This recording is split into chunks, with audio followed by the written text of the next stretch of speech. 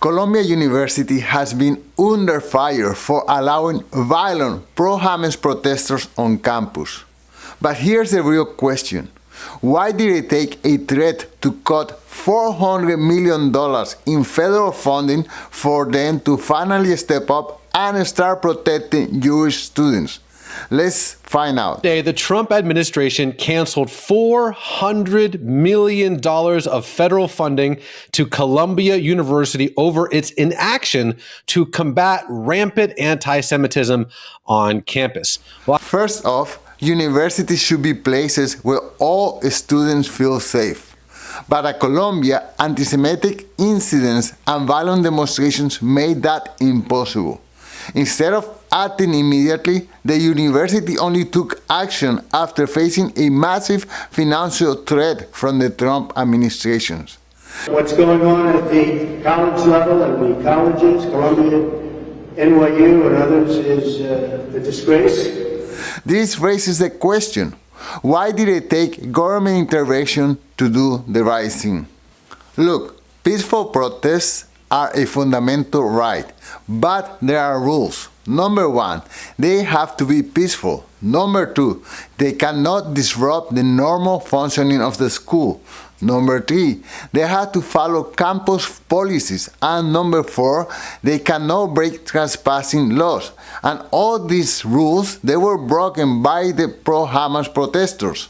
So this is what the protesters did. They disrupted school operations. They made threats of violence toward other students and faculty members.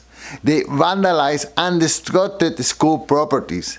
They ignored lawful orders and they trespassed on private property. When protesters cross the line into chaos, the government has the right to step in. And that's exactly what the government did here.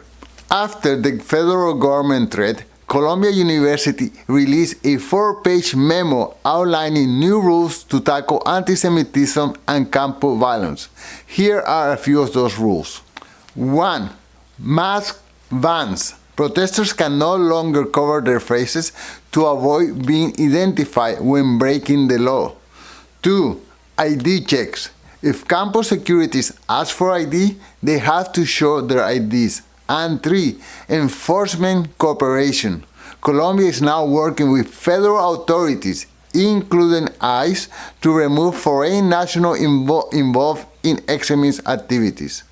I think that these are reasonable policies that should have been in place right from the start.